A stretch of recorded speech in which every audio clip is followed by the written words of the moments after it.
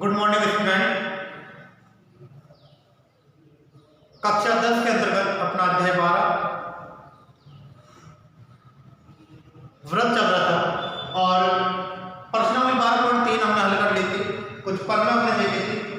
जब हमने प्रमेय देखी थी तो उन प्रमेय से सवाल करना काफी आसान हो गया। अब यहाँ पर कुछ और प्रमेय है, उन प्रमेय को हमें हल करना है। अगर वो प्रमेय अपनी क्लियर हो गई तो समझ लीजिए कि प्रश्नावली 12.4 ऑटोमेटिक आपकी क्लियर हो गई। और इम्पोर्टेंट है, इसमें से 101% क्वेश्चन आता है 10th बोर्ड में। मान के चलना कि एक क्वेश्चन पैटर्न है, हर साल आता है।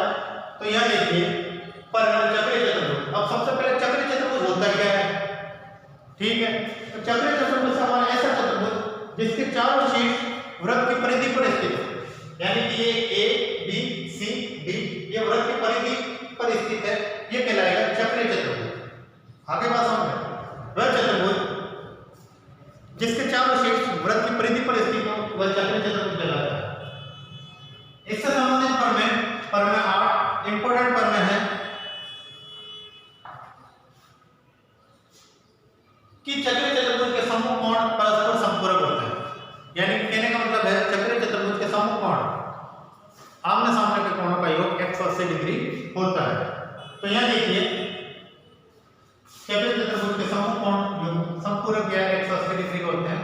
तो मैंने क्या किया, एक ABCD एक चक्रीय चतुर्भुज लेकर और B को O से मिला दिया और D को O से मिला दिया। तो एक ही बिंदु पर बनने वाले कोणों का योग 360 डिग्री होता है, ये हम जानते हैं। तो एक कोण ये बन रहा है और एक कोण ये बन रहा है। तो इस कोण को मैंने x नाम दिया और इस कोण को मैंने y नाम दिया। तो यहाँ देखिए ABCD एक चक्रीय चतुर्भुज है और सिद्ध हमें ये करना है कि कोण A प्लस कोण C बराबर 180 डिग्री होता है और कोण B प्लस कोण D बराबर 180 डिग्री होता है। समूह कोण, इसका समूह कोण ये और इसका समूह कोण ये, इन दोनों कोणों का योग 180 डिग्री होता है या इन दोनों कोणों का योग 180 डिग्री होता है, यानी परस्पर संपूरक होते हैं। और संपूरक क्या होता है, 180 डिग्री। जब दो कोणों का योग 180 डिग्री हो तो वे परस्पर संपूरक होते हैं। तो यह देखिए हमें सिद्ध करना है कोण A प्लस कोण B बराबर 180 डिग्री और कोण C प्लस कोण D बराबर 180 डिग्री।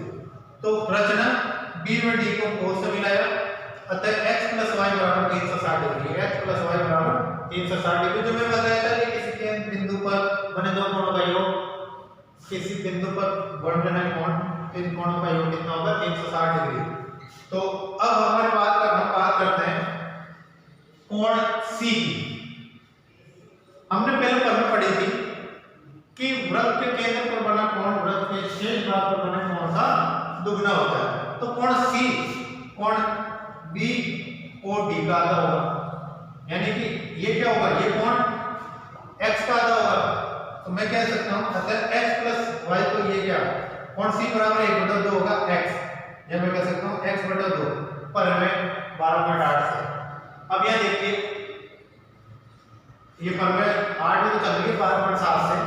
अब ये देखिए कोण A बराबर कोण A कोण y का क्या होगा, आधा होगा। केंद्र पर बना कोण उसके शेष भाग पर बने कोण का आधा होता है, ठीक है। केंद्र पर बना कोण उस वृत्त के शेष भाग पर बने कोण का दुगना होता है, या केंद्र, या फिर हम कह सकते हैं कि वृत्त के केंद्र पर बना कोण उसके शेष भाग पर अंतरित कोण का दुगना होता है। तो कोण A बराबर क्या होगा, y का आधा, ठीक है। अगर मैं ये कहूं कि ये 60 डिग्री है तो ये क्या हो गया 120 डिग्री। अब ये 120 डिग्री है तो ये क्या हो गया 60 डिग्री। तो कोण A बराबर y अपॉन 2। तो समीकरण 2 और 3 से देखिए आप x प्लस 2 x/2 और y/2 इन दोनों को जोड़ेंगे अपन, तो कोण A प्लस कोण C बराबर x/2 प्लस y/2। तो x बराबर एलसीएम लेंगे अपन 2 का 2 आएगा क्योंकि हर समान है। तो x प्लस y अपॉन 2, या मैं कह सकता हूं कि 1/2 x प्लस y। तो ये देखिए मैं पहले कहा था कि x प्लस y बराबर 360 डिग्री। x और y केंद्र पर बने कोण का योग 360 डिग्री होता है। तो मैं 360 डिग्री मान रख लेता हूं। 1/2 गुणा 360, 2 का भाग 360 दिया तो मेरे पास आएगा 180 डिग्री। तो कहने का मतलब यह है कि कोण A प्लस कोण C बराबर 180 डिग्री। और हमें ये सीख करना था कि कोण A प्लस कोण C बराबर 180 डिग्री। कोण A प्लस कोण C बराबर 180 डिग्री। एक मिनट,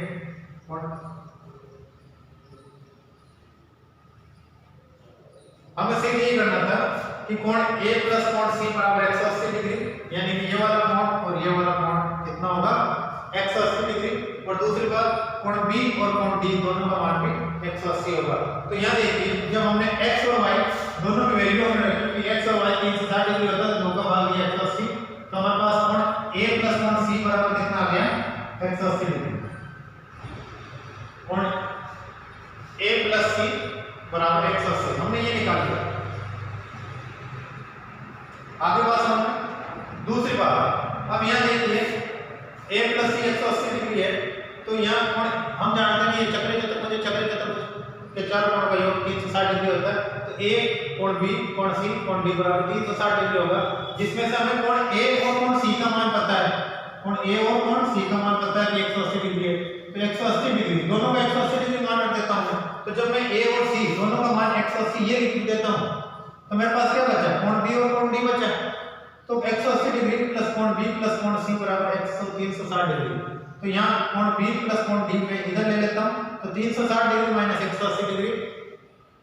360 डिग्री में से जब मैं 180 डिग्री घटाऊंगा तो मेरे पास कोण B प्लस कोण D क्या आएगा 180 डिग्री। ये जब सिद्ध करना था, तो इस प्रकार मैं कह सकता हूं कि चक्रीय चतुर्भुज के समूह कोण परस्पर संपूरक या 180 डिग्री के होते हैं। इंपॉर्टेंट पर मैं इस पर को याद रखना अति आवश्यक है। पर मैं 9 किसी चतुर्भुज के समूह कोण संपूरक हो तो वह चक्रीय चतुर्भुज होता है।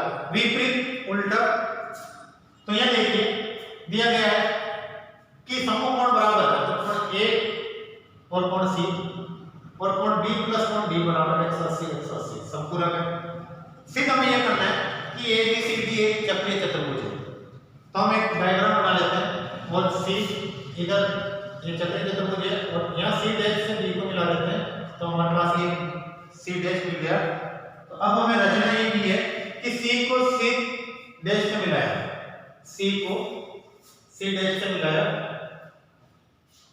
अब कोण A प्लस कोण C बराबर 180 डिग्री, क्योंकि कोण A प्लस कोण C बराबर 180 डिग्री। ठीक है, क्यों? क्योंकि दिया गया है कि कोण A प्लस C बराबर 180 डिग्री, समूह कोण संपूरक है। तो अब ABC डैश और D बराबर कोण A प्लस कोण C डैश बराबर 180 डिग्री। ABC डैश और D में भी अगर बात हो तो कोण A प्लस कोण C डैश बराबर भी 180 डिग्री होगा।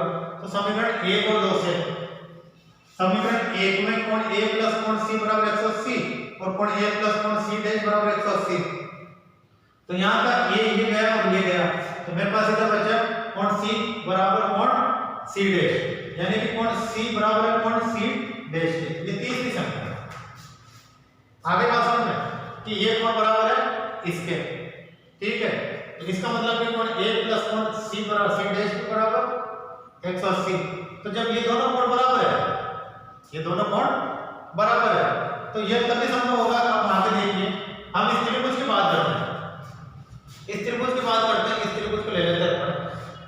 तो जब इस त्रिभुज की बात करेंगे अपन, तो ये C डैश, ये B और ये C, ठीक है। तो अगर मैं इसको आगे बढ़ा दूं तो त्रिभुज का बनने वाला वही कोण उसके अतिरिक्त कोणों के योग के बराबर होता है। तो इसका और इसका, इन दोनों कोणों के योग के बराबर होगा।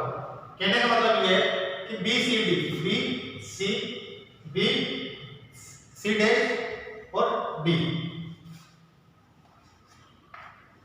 ये वाला कोण की बात करें तो ये क्या आ जाएगा BCD। अब इसको भूल जाओ, अगर मैंने इस साइड में बढ़ा दिया, ये D इधर है अपना, तो इस साइड में बढ़ा लेते हैं, तो ये क्या हो गया, ये तो C है, तो ये कोण है, तो BCD plus C dash DE, BCD BCD plus BC CB और E। आगे बात समझ में, तो इसका मतलब यह है कि कोण BCB डैश CD और दूसरी बात कि कोण BCD यानी BC dash B, BC dash और B, कोण बराबर बी सी डी।